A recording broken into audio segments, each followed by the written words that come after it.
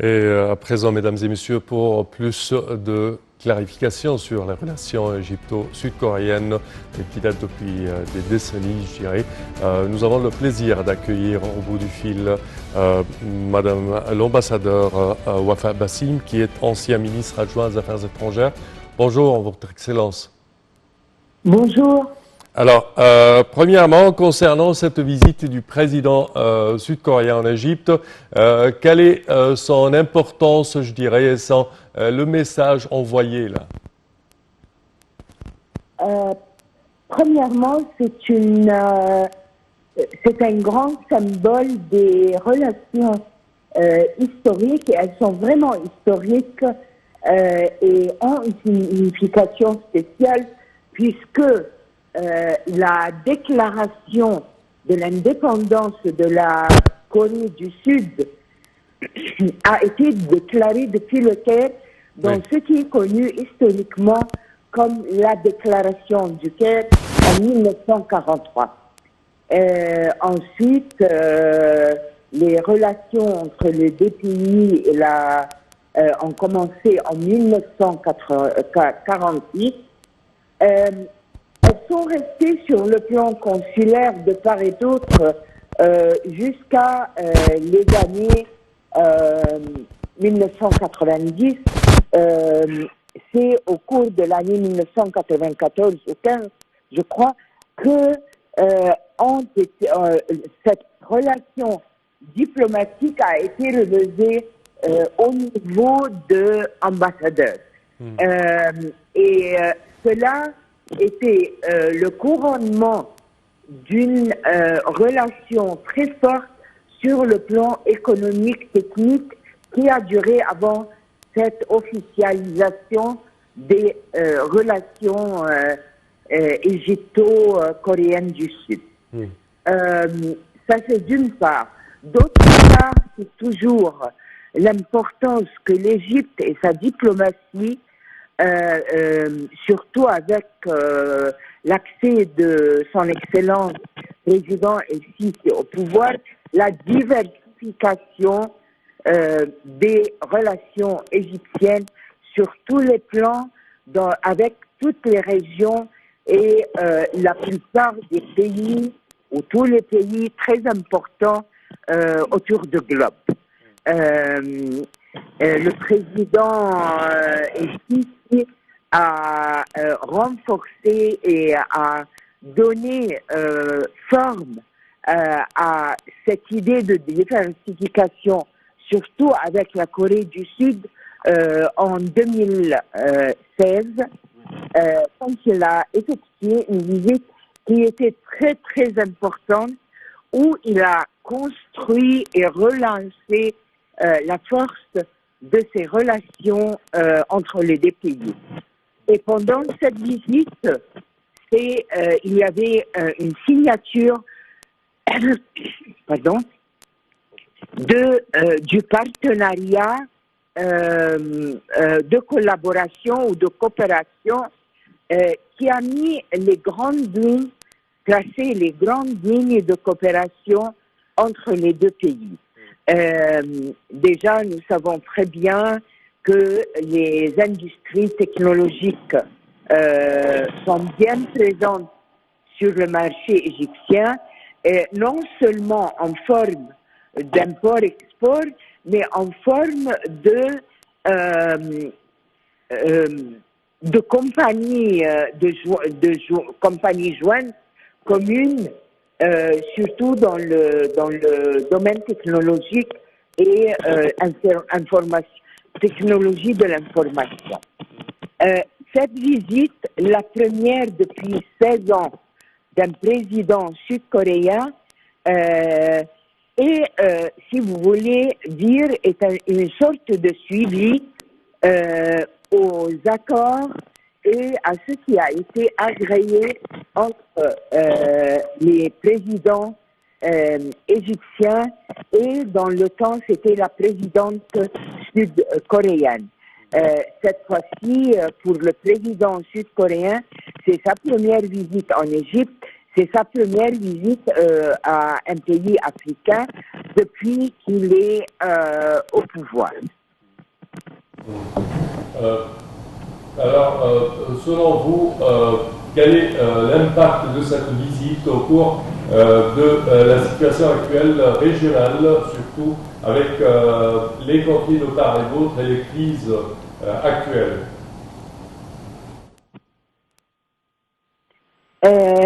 La Corée du Sud est un pays ami, est un pays qui trouve dans la région du Moyen-Orient et dans l'Afrique un allié très important.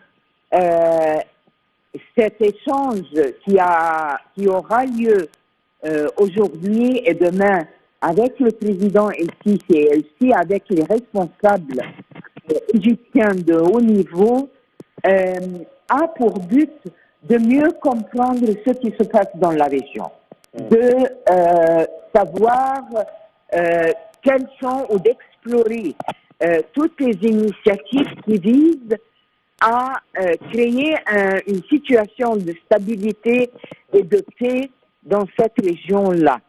Le président sud-coréen est arrivé en Égypte pour couronner sa visite dans la région avec deux partenaires très importants pour l'Égypte, mais aussi des pays, de premier ordre pour le monde entier. Il a passé par l'Arabie saoudite, il a passé par les Émirats arabes unis pour entendre aussi leur point de vue sur, ce qui se passe au Yémen, ce qui se passe dans la région du Golfe, la situation en ce qui concerne surtout l'énergie nucléaire avec l'Iran. N'oublions pas qu'il y a en parallèle à présent des négociations qui se passent à Vienne pour retrouver ou recouvrir l'accord entre l'Iran et les 5+1 pour l'usage et le contrôle de l'usage de l'énergie nucléaire en Iran. N'oublions pas que ces événements parallèles sont très importants. Aussi, il couronne cette tournée de points de vue, d'échanges d'expériences, de positions. Il le couronne en Égypte et à ce qu'a dit leur ambassadeur, que l'Égypte, c'est le pays pivot pour le Moyen-Orient, mais aussi pour l'Afrique. Et c'est à travers l'Égypte que la Corée peut continuer, la Corée du Sud certainement, peut continuer ses relations accroissantes avec le continent africain. Madame l'ambassadeur, également, si on parle de point de vue économique, commercial, il y a plein de relations et de coopération, je dirais, entre la Corée du Sud et l'Égypte. Oui, certainement. Et puis, disons, ce ne sont pas là vraiment des perspectives.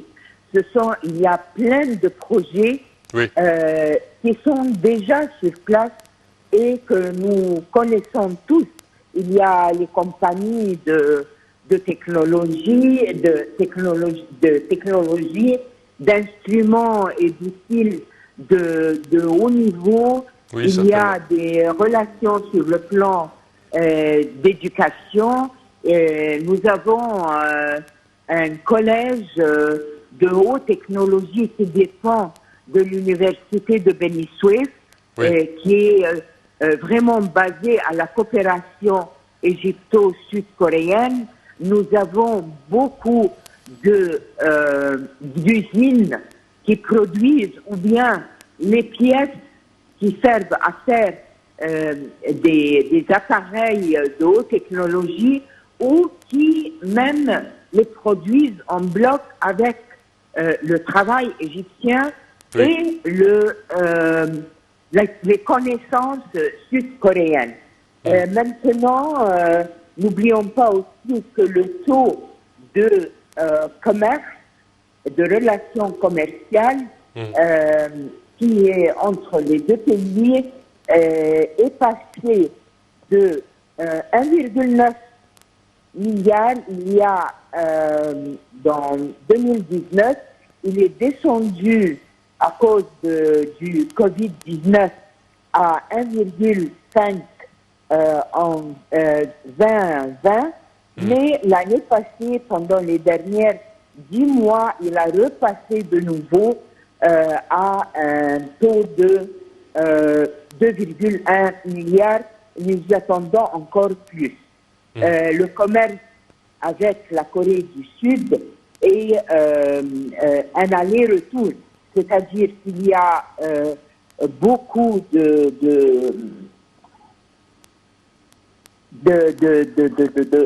produits égyptiens qui sont envoyés en Corée du Sud, Oui. et aussi nous exportons, nous importons aussi un certain nombre de matières premières,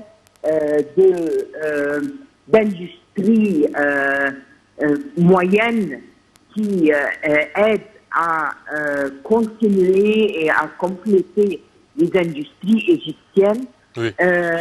Il y a aussi, comme l'a déclaré l'ambassadeur coréen en Égypte, il y aura ce qu'on appelle le Business Forum, une plateforme d'affaires économiques et où le président sud-coréen sera présent pour faire connaissance avec la société ou la communauté d'affaires égyptienne et leurs homologues sud-coréens et étudier les moyens d'augmenter cette coopération-là, de prendre ou d'attirer plus d'investissements sud-coréens en Égypte.